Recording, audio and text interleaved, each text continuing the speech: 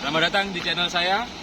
Perkenalkan, saya Angger Sukavino, mahasiswa Agribisnis Fakultas Pertanian Universitas Brawijaya, mempersembahkan sebuah karya di PTP Nusantara 12. Dalam kesehariannya, masyarakat pekerja di PTP Nusantara 12 Kantor Afdeling Sirah Kencong meliputi berbagai kegiatan, mulai dari pemetikan, kemudian pengangkutan, hingga menuju ke proses pengolahan yang berada di pabrik.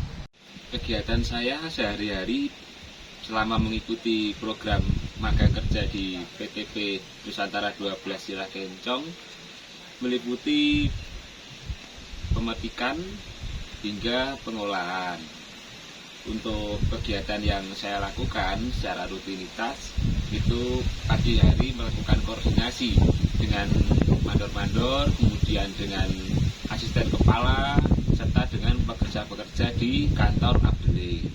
Kemudian setelah dilakukan koordinasi, selanjutnya adalah kegiatan di kebun. Kegiatan di kebun itu meliputi penyiangan gulma, kemudian penyemprotan, hingga pemetikan. Untuk pemetikan sendiri dibagi menjadi 3 bagian, yaitu pemetikan manual, pemetikan gunting, dan juga pemetikan menggunakan mesin. Untuk pemetikan sendiri setelah dilakukan petik, kemudian dilakukan sortasi, untuk kemudian diangkut dan ditimbang menuju ke pabrik untuk diolah menjadi teh.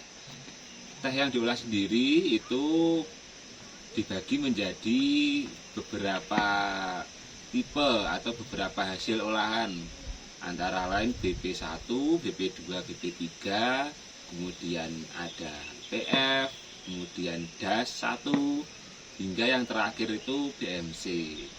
Untuk BP1 Super itu diekspor ke berbagai negara seperti di Singapura, kemudian Jepang, ada juga di negara Jerman. Untuk olahan sendiri di dalam negeri itu dipegang oleh Rolas Nusantara Mandiri atau RNM yang menghasilkan produk, menghasilkan produk, memasarkan produk, yaitu jenisnya Kenti atau Rolasti. Itu dipasarkan 100 gram dengan harga 15.000 per 100 gramnya. Berikut adalah wawancara dengan pekerja harian lepas yang sudah berada di kantor Afdeling Sirah Kencong ini mulai kecil hingga saat ini masih bekerja di sini, masih aktif untuk memenuhi kebutuhan sehari-hari. Terima kasih. Selamat pagi ya ini Bu ya, selamat pagi. Selamat pagi. Mohon maaf mengganggu waktunya. Ini saya dari Brawijaya, mahasiswa magang. Ingin ya sekedar sharing lah, saya tanya-tanya seputar keseharian jenengan. Untuk nama jenengan? Bu Sayekti. Bu Sayekti. Memulai kerja di sini tahun berapa Bu? Ya, saya mulai kerja di sini kira-kira 2 tahun yang lalu. 2 tahun yang lalu kerja, terus berhenti, kerja lagi, berhenti gitu. Ibu kelahiran tahun? 76. Tahun 76. Iya. Berarti mulai tahun 76 sudah di sini. Iya, sudah di sini. Terus mulai bekerja itu usia berapa Bu? Baru-baru aja. Baru-baru aja. Iya, Tapi sebelumnya kerja sebelumnya dulu nggak kerja, kan ikut suami. Oh, ibu suami, rumah tangga. Ya, ibu rumah tangga. Ya, untuk anak berapa Bu? Untuk anak 1. Anak 1. Iya. Sekarang di sini juga di Iya, PTPN. di sini juga. Untuk kegiatan sehari-hari apa Bu? Kalau saya habis kerja, pulang kerja itu di rumah ada usaha bunga, nanam bunga. Terus juga ada warung kelontong. Ya. Nanti kalau hari Minggu, hari libur itu ada jualan di pasar, bergentong. Mulai pagi berarti ikut ikut absen. Ya. Ikut absen, Absen. terus ke Jadi, petikan mesin. Iya, ke petikan mesin.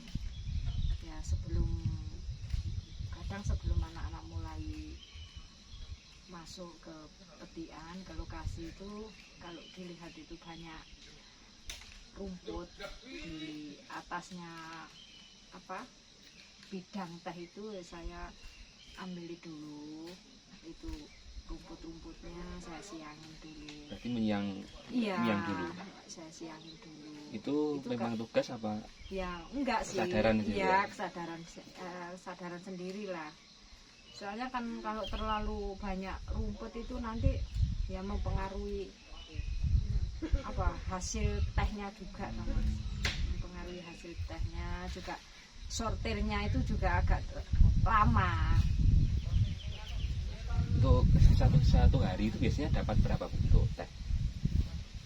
Itu tergantung Mas. Kalau pucuk-pucuknya itu banyak ya bisa sampai 1 ton per hari.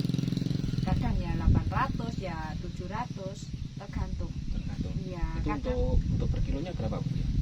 Kalau per kilonya, kalau mesin 700. Mesin 700 ya. Untuk manualnya 1000.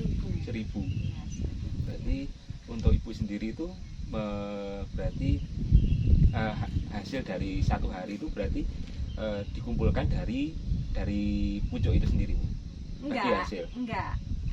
Oh, kalau saya harian lepas, jadi di gajinya harian lepas, bukan dari hasil borongan petik itu. Kalau petik itu borongan Bu ya? Iya, kalau petik itu kan borongan. Apa sih Bu yang membuat ibu betah di sini itu, di perkebunan? Ya kalau di sini selain aman, itu udaranya juga sejuk, udaranya masih bersih, masih alami. Aman tuh aman dalam artian gimana? Dalam artian jarang terdengar kejahatan seperti di kota ya. Cuma kan kalau di kota mungkin banyak maling atau kejahatan yang lain, rampok atau apa gitu. Kalau di sini kan aman gitu. Iya. Jadi itu yang salah satu membuat nyaman ya, di sini, merasa aman di sini. Terus ya itu udara masih segar, masih asri gitu. Ada keinginan nggak sih Bu untuk keluar dari perkebunan ini, untuk bekerja di luar perkebunan itu? Kalau keinginan itu ada, tapi saya juga sering kerja di luar, jadi bisa merasakan di luar gimana, di sini bagaimana. Gimana Bu untuk perbandingannya itu, enak di mana? Kalau dimanapun tempat itu ada enaknya, ada enggaknya Mas. Kalau di sini memang secara ekonomi di sini itu nggak terlalu tinggi ya sedang lah. Di sini sedang, tapi di sini kan bahan pokok juga nggak terlalu sulit, nggak terlalu mahal. Seperti sayur juga bisa nanam sendiri gitu. Kalau di kota kan segala sesuatu harus beli. Nah, itu perbandingannya itu. Nanti kalau di kota juga, kalau sudah biasa di sini, hidup di sini udara segar dingin, di kota panas, apalagi banyak nyamuk lah, jadi nggak bisa tenang gitu. Berarti lebih nyaman di sini daripada kerja di luar ya? Iya, lebih nyaman di sini. Meskipun dari segi kebutuhan itu sangat tercukupi, cuma mungkin ada beberapa masyarakat lah yang merasa bahwa kebutuhan tersebut itu kurang gitu kan. Pasti ada kan Bu ya? Seperti itu. Tapi rata-rata di sini semua tercukupi Bu ya? Ya, kalau ya kita itu cukup enggaknya itu nggak bisa dilihat dari kasat mata Mas. Kadang terlihat orang hidup wah banyak ini, tapi mereka kekurangan kita kan juga nggak tahu. Nah gitu. Ada yang hidupnya sederhana, nggak terlalu wah, tapi tercukupi, masih ada tabungan. Jadi kalau butuh apa-apa nggak bingung, itu kan namanya ya cukup kan gitu. Tapi pernah nggak sih Bu untuk konflik itu kayak bertengkar antar pekerja ataupun dengan perusahaan gitu? Oh, kalau itu sih Mas, ada dulu itu ada ya, mungkin pekerja itu ingin apa ya, kenaikan gaji atau gimana dulu. Untuk Tapi saat ini kayaknya enggak sih, soalnya saat ini pekerja di sini itu enggak cuma bekerja Mas, jadi paginya bekerja, nanti ada sampingan yang lain gitu. Jadi kita bisa dapat pemasukan itu dari yang lain. Menurut Ibu pandangan kedepannya untuk perkebunan ini gimana? Untuk perkebunan sendiri, kalau saya sih kurang tahu Mas ya. Nanti saya punya apa pikiran begini enggak apa ya, enggak bener lah. Takutnya kan nanti kok enggak tahu ngomong gini. Kalau masalah perkebunan saya enggak tahu, tapi kalau masyarakat di sini inginnya ya perkebunan ini tetap jalan apa semakin maju gitu.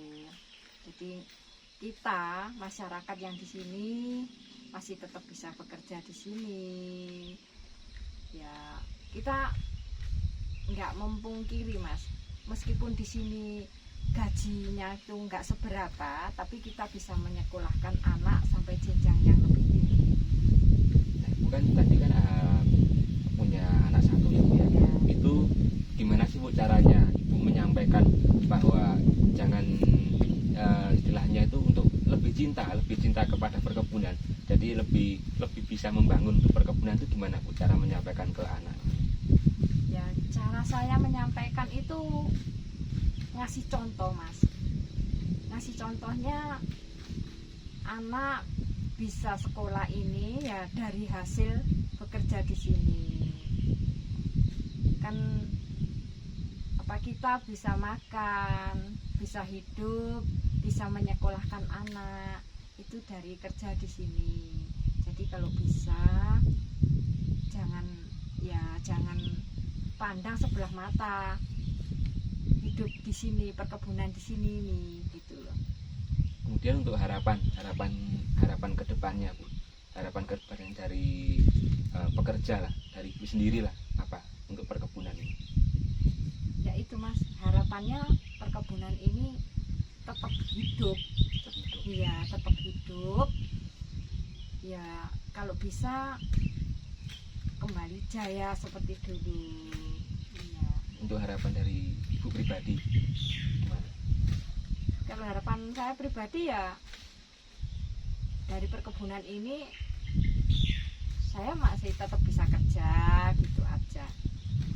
Jadi ada lebih fleksibel lah Bu ya, lebih depannya lebih baik lagi. Iya. Ya. Oke, mungkin cukup Bu untuk waktunya. Terima kasih, mohon maaf mengganggu waktunya Ibu bekerja. Sama-sama, nggak apa-apa. Mungkin lain waktu bisa disambung lagi. Ya, terima kasih. Iya, sama-sama. Demikian yang dapat saya sampaikan. Atas kurang lebihnya saya mohon maaf dan terima kasih.